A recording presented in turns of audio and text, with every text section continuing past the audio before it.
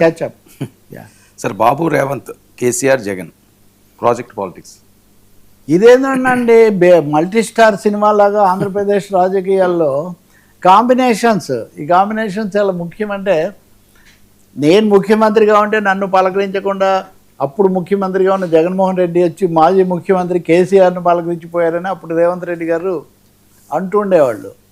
రేవంత్ రెడ్డి గారు కాంగ్రెస్ ముఖ్యమంత్రిగా ఇక్కడ ఉన్నప్పటికీ కూడా కాంగ్రెస్కు ప్రధాన ప్రత్యర్థిగా ఉన్న ఎన్డీఏకు ఒక ప్రధాన మద్దతుదారుగా ఉన్న చంద్రబాబు నాయుడిని రేవంత్ రెడ్డి గారు ఇప్పటికి కూడా గురువుగా భావిస్తున్నాడు. అన్ని చంద్రబాబు కోసం ఆయన చేస్తున్నాడని బీఆర్ఎస్ వాళ్ళు ఆరోపిస్తున్నారు. ఈ చర్చలన్నీ ఎందుకు వచ్చాయంటే నదీ జలాలకు సంబంధించి. ఈరోజు అసెంబ్లీ మొదలైంది.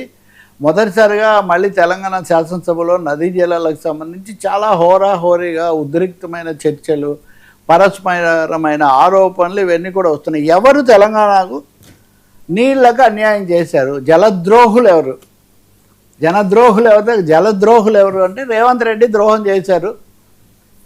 చంద్రబాబు కోసం గురుదర్శన్ లాగా ఇవన్నీ పెట్టారన్న స్థాయిలో కేసీఆర్ మొన్న తెలంగాణ భవన్కి వచ్చి మాట్లాడి అన్నీ చెప్పారు. నిజానికి ఆయన చెప్పిన దాంట్లో పెద్ద కొత్తదనం ఏమీ లేకపోయినా పాలమూరుకు అన్యాయం చేస్తున్నాడు. అంటే కాళేశ్వరం మీద చర్చ చేయకుండా పాలమూరుకు ఎందుకు చేశారు కేసీఆర్ అని అనుకుంటే, రేవంత్ రెడ్డి శాసనసభలోనే చర్చిద్దాం, మీరు రండి, మీకు అన్ని మర్యాదలు చేస్తానన్నారు. కానీ ఆయన రాలేదు. ఆయన ఒకరోజు వచ్చి ఒక 7 నిమిషాలు ఉన్నారని చెప్పారు. ఆ తర్వాత ఆయన వెళ్ళిపోయారు. వెళ్ళిపోయి 3 ఉపనాయకులుగా హరీష్ రావు, తలసాని, సబితా ఇంద్రారెడ్డిలను నియమించారు. అదొక పాలిటిక్స్, అది ఒక చర్చ మళ్ళీ వేరేది.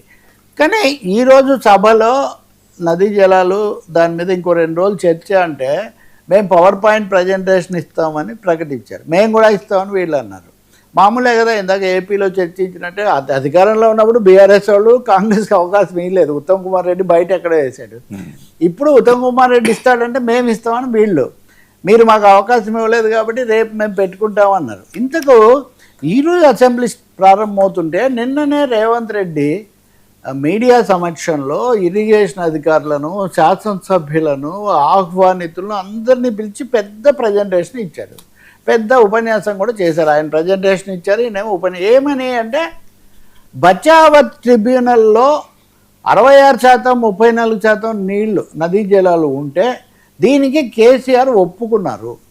దాన్ని వాళ్ళకి ధారాదత్తం చేసినటువంటిదే కేసీఆర్. ఆయనకి అప్పుడు ఓపిక లేకపోయింది. రెండవది కేసీఆర్ గారు పైపులు, ఇవేవి లిఫ్టులు. కేసీఆర్ ఫార్ములా ఏంటంటే పైపులు, లిఫ్టులు ప్రతిదాన్ని పెంచుతూ ఉంటారు. అలా పెంచడం ద్వారా బీఆర్ఎస్ ప్రభుత్వం కమిషన్లు తీసుకోవడానికే ఇవన్నీ చేసింది. సో ఒక మాటలో రేవంత్ రెడ్డి చెప్పేది ఏంటంటే, పరివాహక ప్రాంతం తెలంగాణలో ఎక్కువగా ఉన్నప్పటికీ కృష్ణానదికి ఆ విషయమై మాకు ఇన్ని నీళ్లు రావాలని అడగడానికి ఓపికలాగా లిఫ్టులు వీటి మీద పడి కేసీఆర్ వాటిని వదిలేశారు. అంటే ఎదురుదాడి ఆయన ప్రారంభించారు. పాలమూరుకు అన్యాయం చేసింది కూడా ఆయన. జూరాలను వదిలిపెట్టి శ్రీశైలం దగ్గరికి వచ్చారు. ఇంకా మిగిలిన సాంకేతిక విషయాలు అలా ఉంచితే, ఎందుకంటే ప్రతి చోట ఇవే ఆయనకు అవసరమయ్యాయి. ఇప్పుడు అది చెప్పకుండా మా మీద ఎదురుదాడి చేస్తున్నారు. ఈ విషయంలో హరీష్ రావు కూడా ముఖ్య పాత్రధారి అని రేవంత్ రెడ్డి శాసనసభ సమావేశానికి ముందే దాడి చేశారు. హరీష్ రావు కూడా ప్రత్యేకమైన ఇంటర్వ్యూ సుదీర్ఘంగా ఇచ్చి ఇవన్నీ రేవంత్ రెడ్డి చెప్పేవన్నీ నిజాలు కాదు అని ఏదో. మొత్తం మీద ఈ రాజకీయ నాయకులు ఎలా ఉంటాయంటే, వాళ్ళు సూటిగా చెప్పిన దానికి వీళ్ళు జవాబు చెప్పరు, వీళ్ళు అడిగిన నాటికి వాళ్ళు చెప్పరు, వేరే విషయాలు చెప్తూ ఉంటారు. హరీష్ రావు ఒకటైతే చెప్పారు, కేసీఆర్ 28 లేఖలు రాశారు, వాటిలో ఇవన్నీ అయితే ఆ రోజు సంతకం పెట్టారా లేదా చెప్పండి, నేను పత్రాలు విడుదల చేస్తా అంటారు. ఇంకేమేం చేస్తారో మనకు తెలియదు. కానీ ఈరోజు శాసనసభ సమావేశమైన తర్వాత రేవంత్ రెడ్డి తీవ్ర స్థాయిలో దాడి చేయండి. నిన్న కూడా అన్నారు, ఇవన్నీ చేసినందుకు వాళ్ళిద్దరిని ఉరి తీసినా తప్పు లేదన్న స్థాయిలో ఆయన మాట్లాడారు. ఈరోజు హఠాత్తుగా శాసనసభలో చర్చ మూసీ నది మీదకి వెళ్ళిపోయింది. అంటే కృష్ణ మీద జవాబులు లేవు కాబట్టి హరీష్ గోదావరిని తీసుకొస్తున్నాడు అని రేవంత్ చెప్తే, కృష్ణ గోదావరి కాకుండా శాసనసభలో చర్చ మూసీ నది మీదకి వెళ్ళిపోయింది. మూసీలో ఇల్లు కూలబెడుతున్నారు, అది ఇది హరీష్ రావు ఆరోపణలు చేయడం, రేవంత్ ఏదో చెప్పడం. ఇదంతా అయిన తర్వాత అసలు మూసీ నది కాలుష్యం కంటే హరీష్ రావు కాలుష్యం మాటలు చాలా ఎక్కువగా ఉంది, ఆయన చూపులకే శక్తి ఉంటే మనం అందరం మాడి మసైపోతాం అంటే తీవ్రస్థాయి. ఇవన్నీ మామూలుగా కాదు, ఇంకా ఉన్నాయి దీంట్లో ఒకటి చెప్పుకోవాల్సినవి. నేను వీటి రాజకీయాల గురించి చెప్తున్న మాటల అంశం కంటే అని రేవంత్ రెడ్డి సమాధానం చెప్పడం. మూసీ నది ప్రక్షాళనకు ఎంత ఖర్చు పెడతారు మీరు? ఒకసారి 1,00,000 కోట్లు అంటారు, ఒకసారి 1,50,000 కోట్లు అంటారు. అది మీరు చెప్పండి అని ఆయన అడగడం. ఇది అంతా అయింది.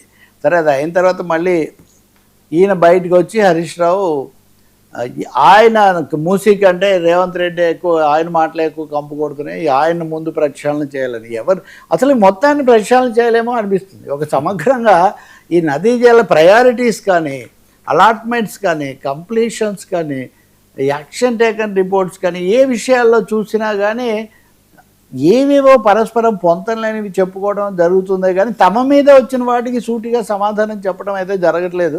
ఈ మధ్యలో కాళేశ్వరం దర్యాప్తు అవి ఏమయ్యా, అవి ఎక్కడికి పోయాయి కూడా తెలియదు. మరి 2 రోజుల్లో చర్చ వస్తుంది అనుకుంటే ఇప్పుడు అసలు ట్విస్ట్ చెప్తున్నా.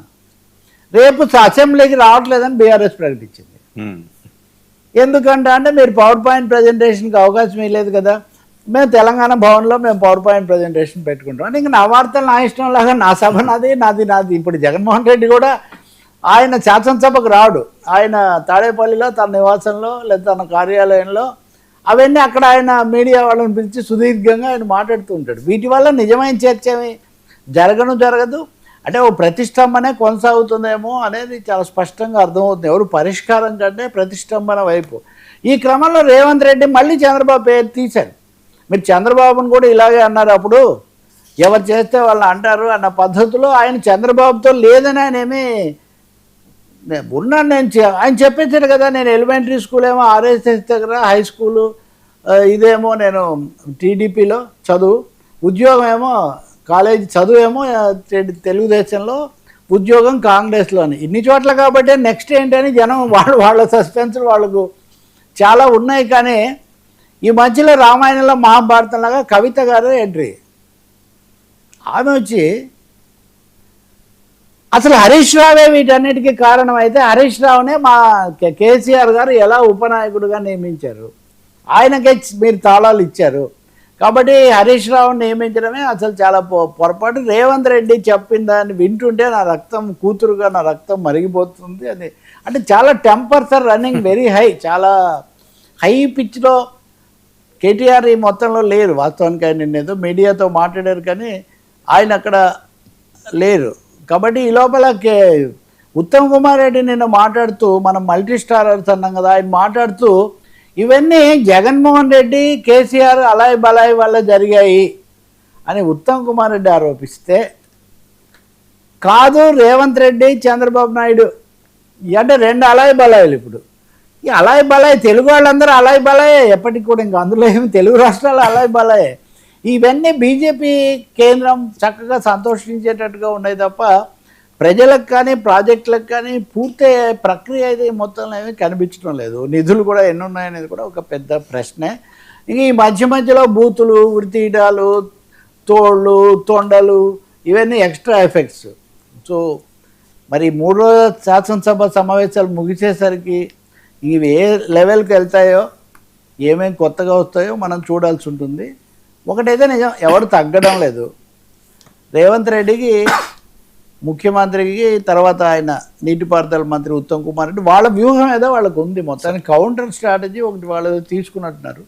బీఆర్ఎస్ వరకు సింగిల్ మైండెడ్గా ఇంకా దాడి చేయాల్సి ఉంది. ఇప్పుడు హరీష్ రావు నిన్న వెళ్ళి కేసీఆర్ను కలిసి ఫోటో తీసుకున్నారు. హరీష్ రావు, సబితా ఇంద్రారెడ్డి, తలసాని శ్రీనివాస్ యాదవ్ అక్కడ లేరు. ఎందుకు హరీష్ రావును పోనీ ఉపనాయకుడిని చేస్తే గౌరవమే, కానీ ఎందుకు ఆ చేసినందుకు కూడా కవిత అభ్యంతరం.